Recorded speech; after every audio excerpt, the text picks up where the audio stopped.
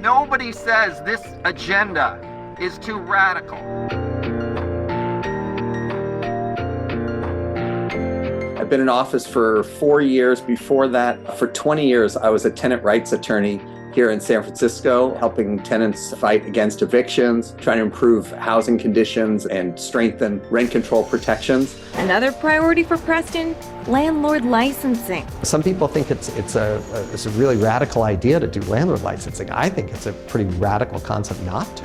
We've had landlords who've been prosecuted and gone to jail for their conduct as landlords, and yet when they get out of jail, they can go buy 5 apartment buildings and victimize new tenants. So that just makes no sense whatsoever. Housing is completely unaffordable in San Francisco, and so we've got a market that's just been dominated by real estate speculation for decades now. And the result is that once someone loses their home in San Francisco, they're either living on the streets or kicked out of the Bay Area. And unfortunately, our mayor and a lot of city leaders are just much more focused on generating profits for real estate developers and speculators instead of prioritizing housing for people who are really priced out of the market and are living on the streets. I am not the favorite of the big landlords and real estate industry, and it's because I've fought to save rent control when the big real estate interests put a state ballot measure to eliminate rent control. I led efforts to save rent control at the ballot, fought against evictions, created a right to counsel in San Francisco. So any tenant who's facing eviction has a right